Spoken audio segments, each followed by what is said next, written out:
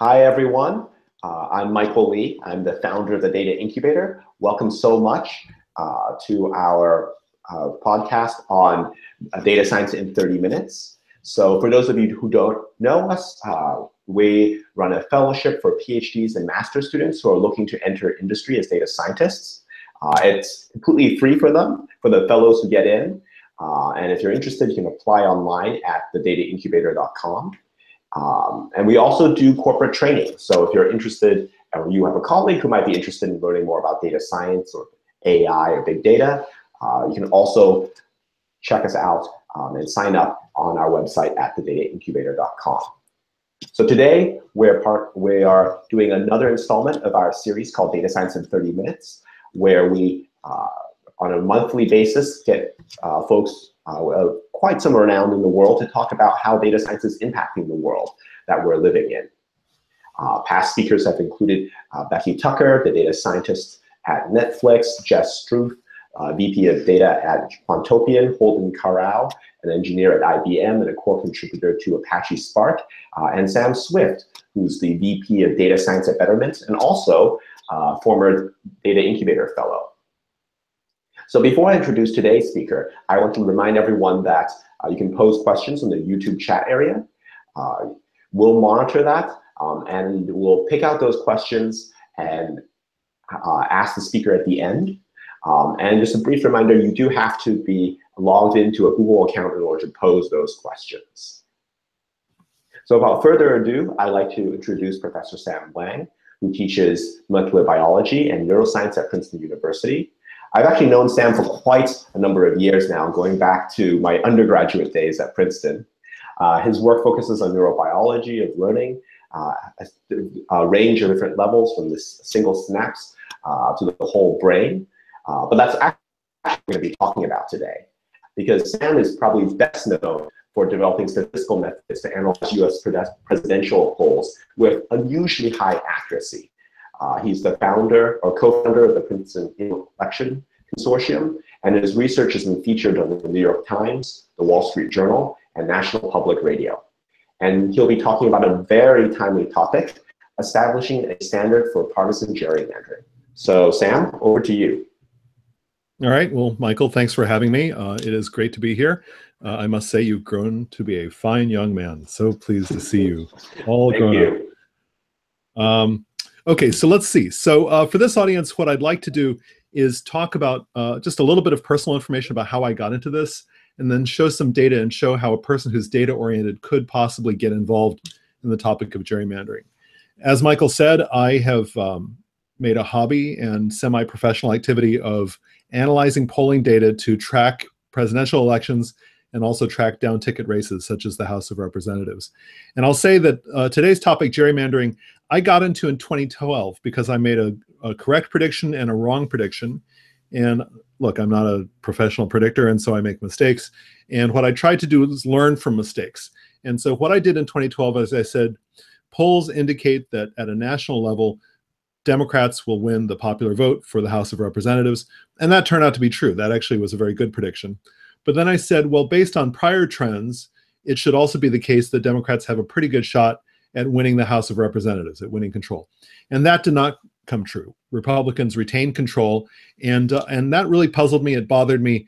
And if you want to read a little bit more about how I got involved in it, at that point I realized that I did some more analysis, and I realized that something had gone wrong with the American system of elections, that gerrymandering had gotten so powerful that it had distorted the outcome. And I wrote a piece that I encourage people to look up, which is called The Great Gerrymander of 2012.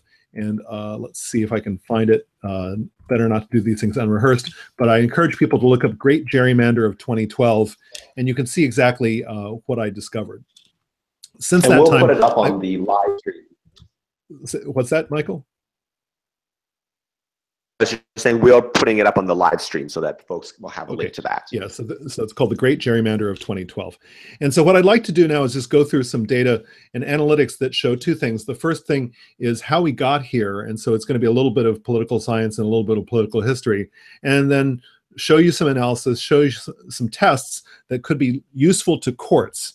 And I will say at the outset that my goal is not necessarily to do smart data analytics, although of course the analytics should be good, The goal is to come up with tests that can be useful to reformers, either useful to courts in establishing standards they can use. And then the question for the future in my mind is coming up with tools that are going to be useful for reformers pursuing reform at the state level. And so for those of you who are interested, there's 2 levels of reform. One level is at the level of the Supreme Court. At the time that we're broadcasting this, there was just a big oral argument last week in a case called Gill versus Whitford. And so that's one way that a data person could help. And the second way that data people can help is by helping craft rules and reforms that would work at a state level. And so that's what I'd like to get into.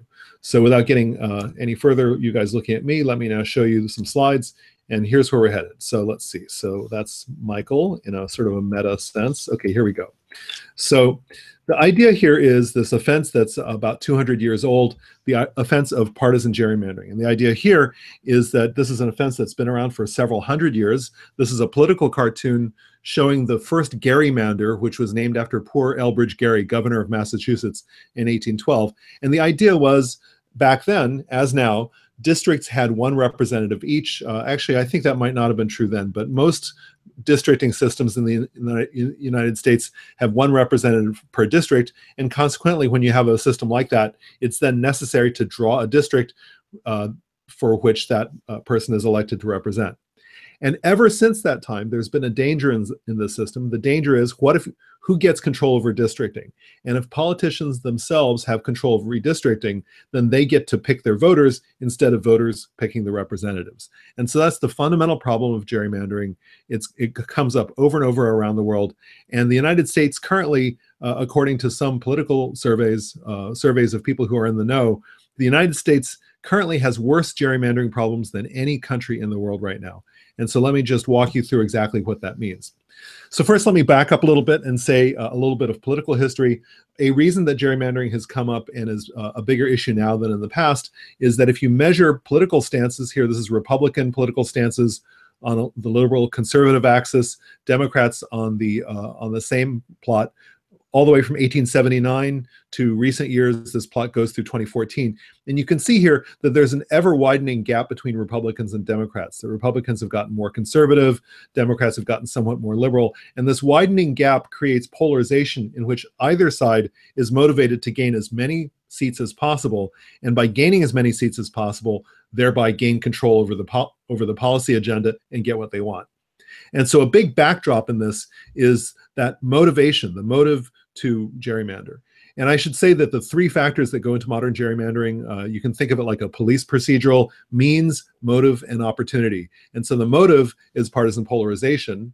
The means is high-quality map drawing algorithms and redistricting software that have become available in the last 20 years. And the opportunity comes in the form of gaining single-party control. When either Republicans or Democrats gain single-party control over the redistricting process, then they're able to draw maps as they like. Now, you might think, I should just, in case we run a little short on time, you might think that therefore this is going to be a presentation that's about map drawing. But that turns out not to be true. It turns out that drawing maps is only of limited use in diagnosing gerrymanders. And what I want to do is get away from map drawing and then maybe return to the topic of map drawing towards the end. But I want to show you how some simple statistical measures that don't involve map drawing at all can help a court judge a partisan gerrymander. Now, this is just to show you, this is now a graph of how much of the national vote Democrats have won. That's on the horizontal axis. How much of the chamber, of the House of Representatives, Democrats ended up controlling. And you can see this plus sign here. This at the center of this graph is 50-50. And so anything in the upper right means Democrats won more votes and Democrats won more seats. In the lower left, Democrats won fewer votes, that is, Republicans won more votes, and Republicans won more seats. And you can see here, 2012 is my mistake. 2012 is the prediction error. All these black dots are elections since World War II, and you can see here that dots have been fallen along this cigar-shaped diagonal, but ever since then, the dots have fallen below that. And this is not because of reasons that you may have heard about in the news, such as partisan geographic clustering. This is very much because of gerrymandering and active political acts by legislators. And so this falling out of the cloud of points has happened over and over again. First in 2012, than in 2014 and 2016. And this consistent partisan advantage has now persisted for 3 elections, and some advantage is likely to occur still even in next year's elections. And what that is basically a way of separating voters from outcomes. And that's the offense that I've gotten very interested in analyzing using simple analytical tools, and as I said, some more advanced tools that we can talk about at the end. So I encourage people, if you want to know about the history of it, to go read an article that's currently in this, this political magazine, The American Prospect. If you go to prospect.org, you can look up an article entitled Slaying the Partisan Gerrymander, in which my data analyst, Brian Remlinger, and I, we have analyzed exactly why and how we got to the current time. And we plot a path forward for exactly how a data person could make contributions to slaying this, this beast, which is pretty much a blight on democracy. So the general thought up until recently has been that gerrymandering has, from a judge's point of view, been an impregnable fortress. The idea that election law is this complicated network of ideas, and even as recently as about a decade ago, the late Justice Antonin Scalia thought that it was hopeless and we should simply give up, that there was no manageable way to define a partisan gerrymander. Now, the late Justice Scalia was not able to get a majority for his views. In fact, it turns out that, that the key vote back then, in 2004, and now is Justice Anthony Kennedy. And last week in the Gill versus Whitford case, Justice Kennedy asked some fairly pointed questions of the state of Wisconsin, which committed the gerrymander, querying them about the constitutionality of the map that they had drawn. And most smart court observers think that in that case, last week, the case of Gill versus Whitford, they believe that Justice Kennedy is leaning towards coming up with a definition that could be used by the Supreme Court and by lower courts to judge gerrymanders. So this is the division of the court. Last time gerrymandering came up, this is now the now familiar 5-4 split. The Supreme Court, like other sectors of American society, has become more polarized and started to vote along predictable partisan lines. And you can see here in this Arizona redistricting case, the 4 liberals of the court, then as now, Ruth Bader Ginsburg, Sonia Sotomayor, Elena Kagan, and Steve Breyer, all voted to uphold the map, and they are a predictable and reliable wing of the court. And over here you can see the Republican, the conservative wing of the court, all Republican appointees, Justice Roberts, Scalia, Alito, and Clarence Thomas. So the Chief Justice and the 3 other Republican appointees all voted to strike down the work of that commission. And as you can see here, Anthony Kennedy is in the center. And really the constitution of the court has not changed at all. The only change has been that now Neil Gorsuch is appointed to the court. And Gorsuch is, if anything, to the right of Scalia, and Gorsuch is somewhere over here between Alito and Thomas. And so then as now, Anthony Kennedy is the deciding vote. Now, what happened last week is super interesting. I encourage you to read about my reaction to it over at election.princeton.edu. If you go to election.princeton.edu, I link to some key comments on the case. But arguing for the reformers, which is, that is the Whitford party, Paul Smith is a very well-known election lawyer, and he basically made the argument that, that partisan gerrymandering is an offense under the First Amendment because it punishes people for expressing their political views through partisan affiliation. And his idea is that it's an offense under the First Amendment. And Justice Kennedy is very interested in this idea. He's inclined to support the idea, and his questions made it clear that, that he's inclined to find an offense under the First Amendment of the Constitution. There's also the possibility of finding an offense under the 14th Amendment, which is one person, one vote, and equal protection under law. And that would be another way of looking at it. But I will say that Anthony Kennedy's personal interpretation of the Constitution very much focuses on the First Amendment, which is, I think, why Paul Smith brought up that and emphasized it so much. So now we're all waiting for the court to come up with its decision. Because of the way the court works, Anthony Kennedy is highly likely to either write the decision or appoint the person who writes the decision.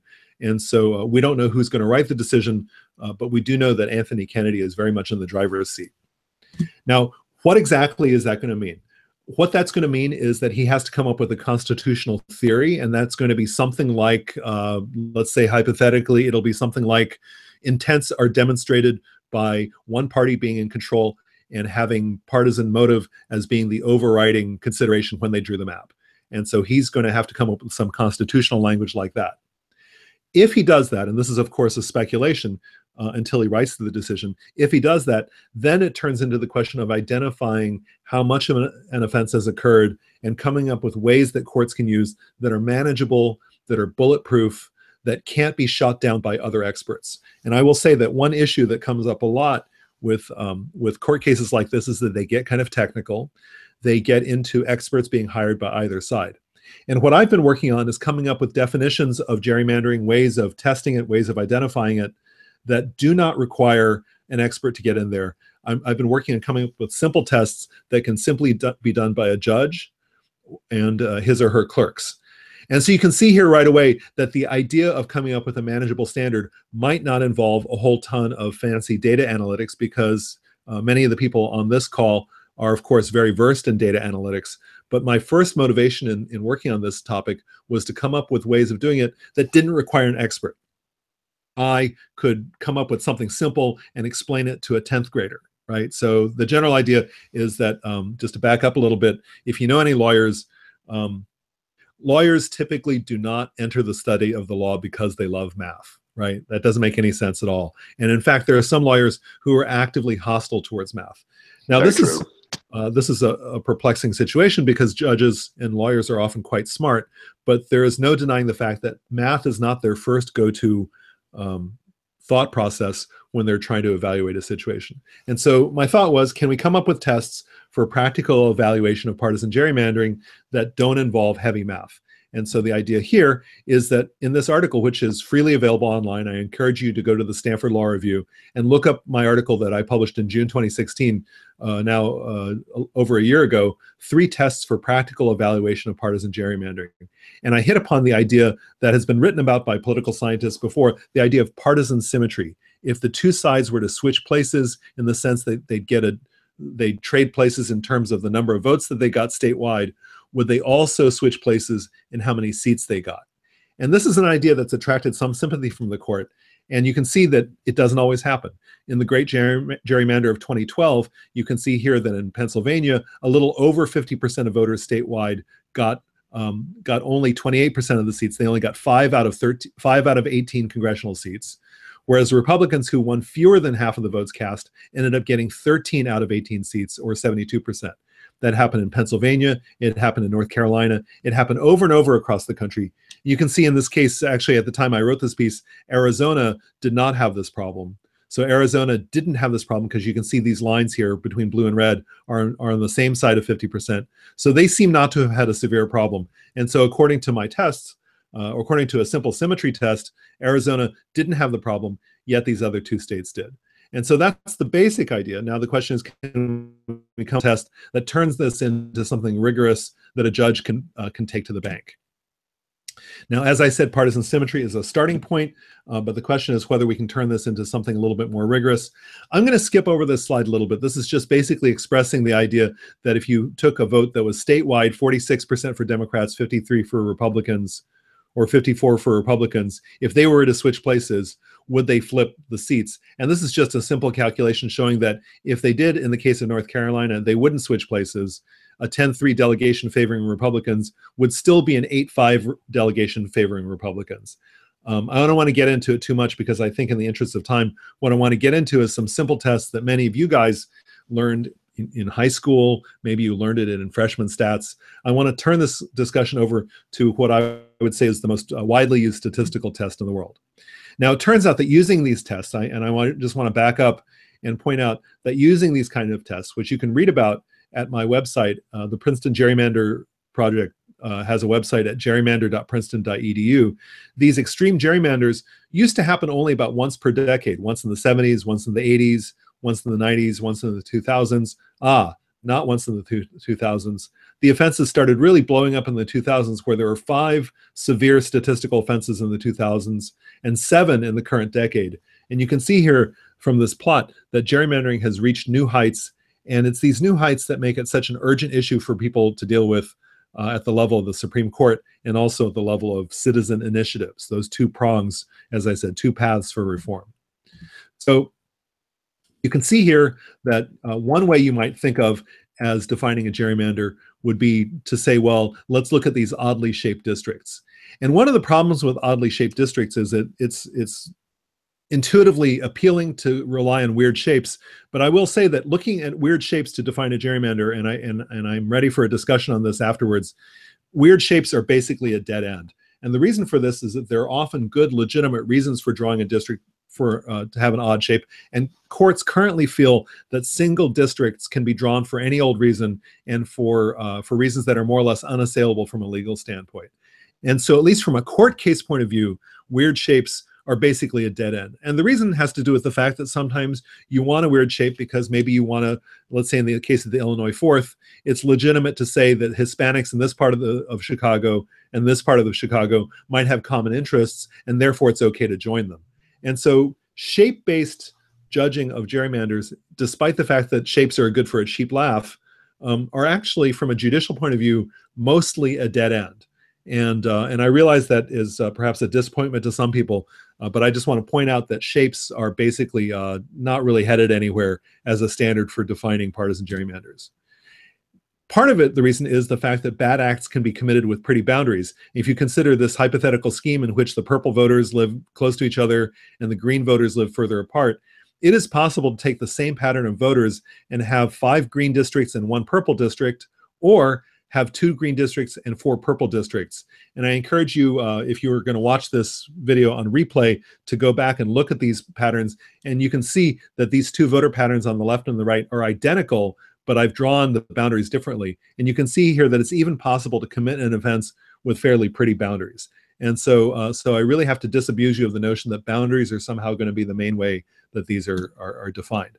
And you can see here that here's a live example of a map in which, in the state of North Carolina, Democratic voters tend to be clustered in cities. And you can see here that the gerrymander here, which is indicated by the blue boundaries, basically consists of taking some voters and packing them real tight into some districts, and then taking other communities and splitting them right down the middle, where here's a community split down the middle, here's a community split down the middle, here's a community split down the middle. And so clever redistrictors basically take voters where they are and take advantage of where they live. And that's the art of partisan gerrymandering, to basically take natural patterns and amplify the effects of those natural patterns tenfold, to really get a giant partisan advantage from natural geographic patterns. Now, we filed a brief in the Supreme Court in this case that was heard last week.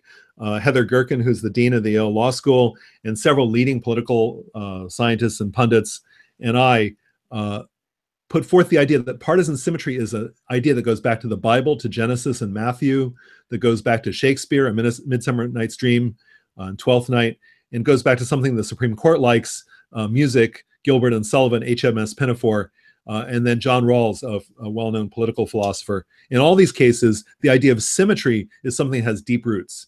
And the idea, when expressed in statistics, is the idea put forth by this man. And this is a man who was not interested in fairness or Shakespeare, or he might have been, but when he devised his test, he was trying to control the quality of hops. And the idea here was that this man, William Gossett, was chief experimental brewer at one point of the Guinness Beer Company. And the Guinness Company needed to know whether the average quality of hops was within a certain range, was up to a standard that they needed in order to have good quality hops. At the time, hops was used as a preservative to keep beer from going off when it was shipped over long distances. And so Gossett needed to know how many samples of hops he needed to average. And he figured this out, and he published it under a pseudonym because his company didn't want it getting around that the Guinness Company knew how many times to average hops. And so he published under the pseudonym Student. And to this day, it's called Student's T-test. Gossett called his statistic T, the letter T. And this t-test tells you when 2 averages have gotten very far from one another. And so one of the tests I've devised, and I will just really focus on that one in the interest of brevity, this one test is comparing 2 averages in order to find out whether one side's voters have been packed into districts much more than the others. And so the idea here is that, in fact, Student's t-test was originally developed for quality control of hops. It's now the most widely used test in all of science. It goes back over 100 years, and it's in textbooks. And really, anybody who's taken a first semester stats class, knows how to do a 2-sample t-test. This is a very old test, and we want it because we want something that's bulletproof from the point of view of court courts and critical examination. If you look at oral arguments in Gill versus Whitford, Justice Alito really teed off on the test that was offered, the efficiency gap, and he didn't like it at all because, among other things, because it was kind of newfangled. But I think a 100-year-old test that goes back to 1908 might be perhaps more to the liking of judges. I don't know that it would ever win over Justice Alito, but at least it meets that criterion. And so the idea is demonstrated here. This is now North Carolina again. You can see the Republican wins here and the Democratic wins here. And back in 2010, the Republican wins were larger than the Democratic wins. And in fact, that fails students' t-test. But look, suddenly, starting in 2012, the tables were turned. Now suddenly the Democratic wins averaged much more than the Republican wins. And in each case, if they would have been statistically indistinguishable if they both fell within this gray band, which I call a zone of chance. And this gray band, you can see here, you can see that the Democratic wins are suddenly much greater than you would expect from chance or by incidental means than the Republican wins. And this happens over and over again. In other words, Democratic wins are on average larger than Republican wins using the two-sample t-test. So in a closely contested state, that's an easy test. It's something you can do in Microsoft Excel. And the idea is that it's something that a judge can do honestly without the help of anybody on this call, without my help, without your help. So the idea is to come up with something simple. There are other tests that that you can read about if you go to gerrymander.princeton.edu. One test is the difference between the average and the median. The average is also called the mean. And so the idea here is that if wins are reliable enough for one side, then the average and the median become farther apart from one another. And when they become far apart from one another, that's detectable again by statistical means. And then there's also the possibility of doing these things by numerical simulation. And let me just skip over that just because that's a whole other ball of wax. So far I've talked about statistical testing, and statistical testing has the advantage of being 100 years old. It has century-old roots in statistical science. It's easy to do. It doesn't require maps, and it doesn't require knowing how many seats either side has. And that turns out, for legal reasons, courts are unlikely to be interested in imposing a quota on the number of seats. Rather, they're more interested in whether either side has a fair opportunity to elect.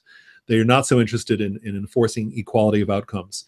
And so not using the number of seats meets a judicial test of not imposing a quota.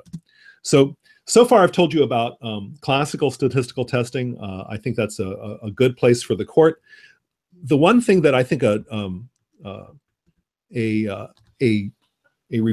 nerd can do is to go in the direction of state reform. And right now here at the Princeton Election Consortium, we are currently recruiting data analysts. What we're interested in is simulating the results of rules. The idea is that reformers are very interested at a state-by-state level in implementing rules that will somehow evade the bad intentions of partisan redistrictors. And what we are interested in testing is whether there are any rules that would indeed do that job. There's pretty good evidence that rules aren't going to be enough by themselves, that we have to have state commissions. And so it's this irony that one thing we're looking to do here is to simulate the effects of rules, like districts have to be compact. But what we think we're going to end up with is really good evidence for reformers that rules by themselves are really only going to work if there's a nonpartisan commission, if human beings get involved. And so what we're basically trying to do is, in some sense, use math to show that math is not enough. And so in some sense, this is, in some quirky sense, this is like a Gödel incompleteness theorem of redistricting. And so what we'd like to do is basically prove the point that human beings have to get into the mix with nonpartisan commissions like they have in California. And so we're looking to recruit someone for that. We're also fundraising. I encourage anyone here who is really interested in helping, who doesn't want to help, to also consider helping us in that way. But my main ask is to get people thinking about the problem and to think about what kind of computational things could be brought to bear in smarter ways of thinking about gerrymandering. So it looks to me like my time is up. And so what I'm going to do is I'm going to now turn off screen share and turn to me. Is it me yet? No, let me. Okay, there we go. Yeah. And so it's back to me. And so now that I've shown you where we're headed with it, I'd be delighted to have a brief discussion. I guess Michael may lead that discussion. Yeah, that's absolutely. So our first question comes from Achmed. And I guess the question is really around the margins, margin for defining what partisan symmetry is. So, how do you decide what the right confidence level is? Well, that's a good question. So one way to do this is to say that what we'd like is some sharp standard. And if you're a statistical tester, it would be like p less than 0.05, p less than 0.01. There's something satisfying about that to a statistics person, but also dissatisfying to draw a sharp threshold. I will say that that doesn't seem to be the direction the court is headed right now. I encourage Achmed, you to read the brief that Heather Gerken and I wrote. And what we said in that brief was that, that the thing that we're trying to do here is put guardrails on gerrymandering and identifying the worst offenses, take those worst offenses. And what we said to the court was the worst offenses are going to fail one of our tests. They're probably going to fail more than one test. And so any really bad offense is going to fail multiple tests. And so that's a way of making sure that we don't have false positives, right? Because one would like to avoid false positives. And of course, partisan intent, single party control is another way to make sure that we don't go accidentally after tests that arose incidentally by chance. So I think that the probable answer is to have multiple tests in place. I think that's probably a good way to go. The other thing I should say is that if you look carefully at partisan gerrymanders, it turns out that the kinds of ones that are going to be flagged by these statistical tests are the extreme ones. And the extreme ones really are a different animal from a lot of the ones that you may be familiar with. I think that less severe offenses are likely to be addressed better by state initiatives and reformers, activists working at a single state level. So I think that in the end, it's going to work itself out pretty well. And I think that Achmed has put his finger on an important point. But I think that right now there's a framework that may emerge in the next few months that addresses your concern. Yes. So you alluded earlier to this idea around sort of partisan geographic clustering. I think, for those who aren't familiar, I guess this is the idea that all liberals just want to congregate into a few major metropolitan areas around the country, whereas sort of conservative leaning voters are spread more throughout the rest of the country. And you said that this was, so to give everyone a context, this has been proposed as a potential cause of the sort of stark results that we're seeing in the elections. And you're saying that that's not the case. Completely false. So this is an idea that is brought up by opponents of reform to justify what's been happening in the last few elections and to say, well, somehow it's all geography. This is completely false.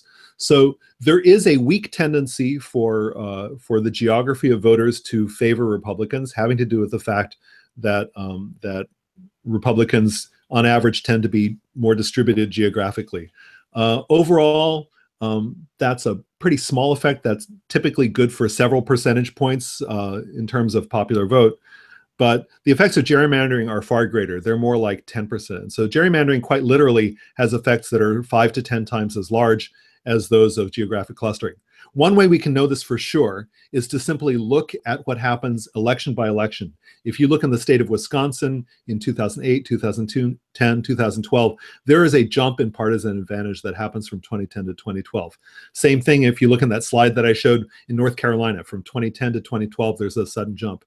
Those jumps are not because of geography. People did not just pull up and suddenly move between 2010 and 2012. What happened there is that they stayed in the same place and the lines moved around them. And so those sudden jumps are a sure tell that it's much more than geography. And I think that's honestly, I find it to be, I think it's a disingenuous argument. And I think it's sneaky to somehow try to assign this to geography when in fact it is, at this point to my thinking, completely demonstrated that it's bad actions by gerrymanderers, by redistrictors. So Alex has asked, will we be better served as a democracy if we eliminated districts? I assume this would be some sort of list kind of based voting where, Yeah, that's interesting. Right.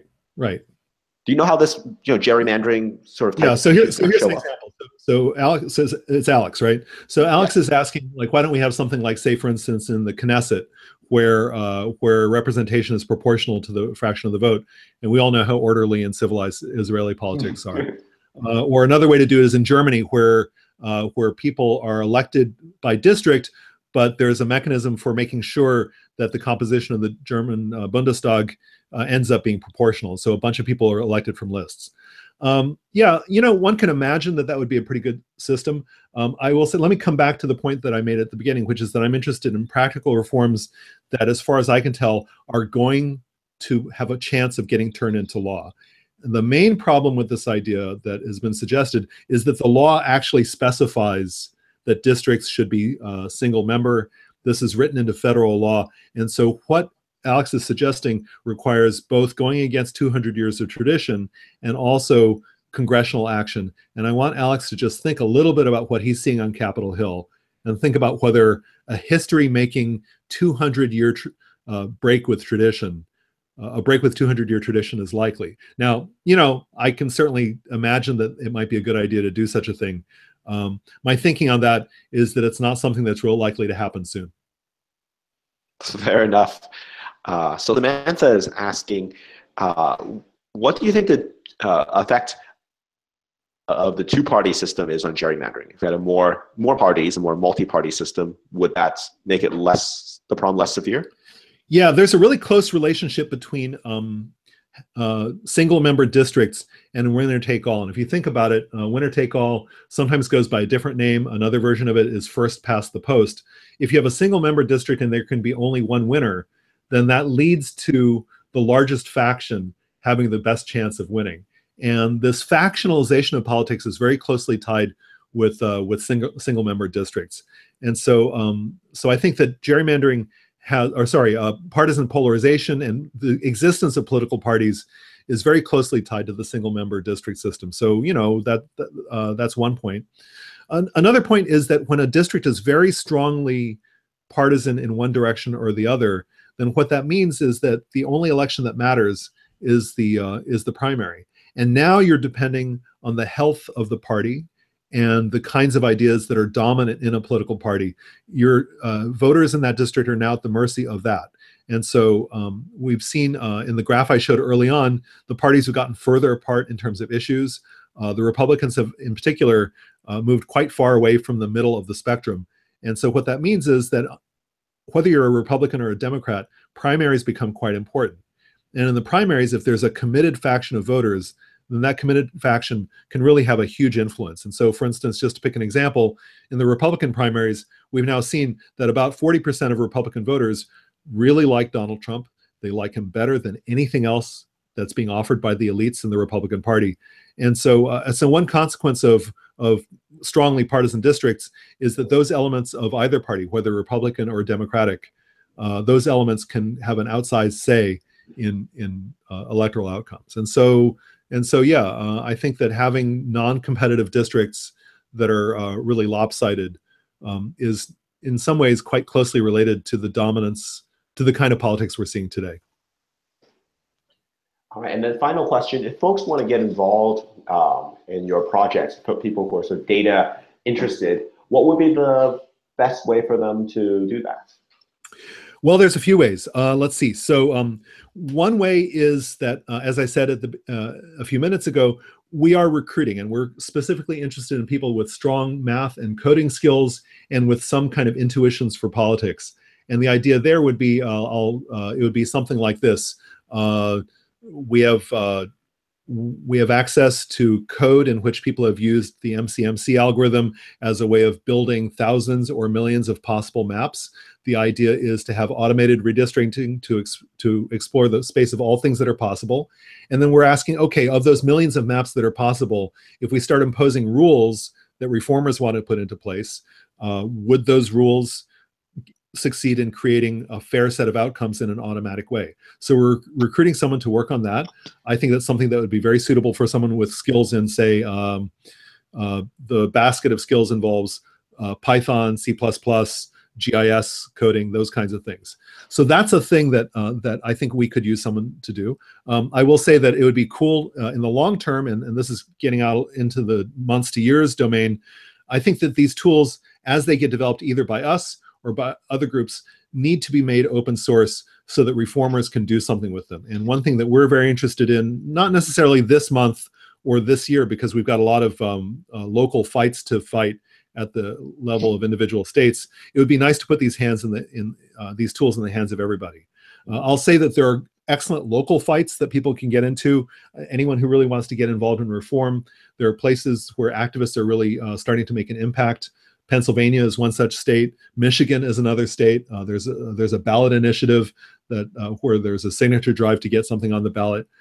So these are states. Ohio is another case where reformers might make a difference. So I think that one place where data nerds can really make a difference potentially is at the level of individual state reform in states where the battle is really hot right now. I think people who are interested would need to get in touch with their local organization and see what's needed. So those are ways I can imagine people helping out. And as I said, of course, this is a good government research project. We work with foundations to try to build something that's of use to both parties or to people of no party. And so we are constantly looking for support. And I always feel a little bit funny making a financial appeal, but it is definitely the case that money makes this go forward. And one thing that we'd like to raise money for is to have a conference where we can bring people together to work on this. And so we are actually looking for people to donate. And that's also, you can read about that at gerrymander.princeton.edu. Wonderful. And I guess if they're interested in sort of participating and helping out the Princeton Election Consortium, they can also sign up at gerrymander.princeton.edu. Yes. The Election Consortium can also use your help. I think the important thing is I think people should educate themselves by reading what we have and think about how they can fit in to the efforts. I think the ultimate goal is to create better government, whether you do it with us, whether you do it through Common Cause. There are routes through the Brennan Center for Justice at NYU. There are multiple routes to make a difference. And I think people should look at their own qualifications and think, how can I make a difference? And think about how they can contribute. All right, and then last question. My personal interest as a data science educator is to hear about the sorts of tools you're using. You mentioned MCMC. What are the other tools that you're using? Well, let's see. So one kind of tool is data visualization. And so that's not such a complicated thing. I think you saw one map flash by of population density. And that was very much using, to be honest, I actually don't remember what tool was used for that, but it was like R, and I think Shiny got into the mix. And so that was very much visualizing population densities available through the census through those R-based tools. As I said before, the code that we're working on right now is based in Python, and I will say that for the polling analytics that I do, everyone makes fun of me for this, but I use MATLAB. It's a tool that we use in the laboratory to control laboratory equipment. MATLAB comes up for me a lot, but I am surrounded by people who are trying to convert me to Python and R, and I will say that I am. My resolve is weakening. That's great to hear. Well, maybe I'll be able to convince you as well. I will add in my 2 cents on the Python side. But whether you're using Python, MATLAB, or R, those are all tools that data scientists use. And also there are also tools that we use. Well, actually, mostly just R and Python are tools that we use and teach here at the Data Incubator. So thank you so much, Sam, for joining us. I think the audience has really enjoyed it. I've certainly really enjoyed hearing about how what I do can actually impact something that you hear about on the news every day. So if you're interested in learning more about Sam's work, please go to gerrymander.princeton.edu. And if you're interested in our free fellowship for PhDs and master students, you can apply online at thedataincubator.com. All right, thanks. Thanks for having me on.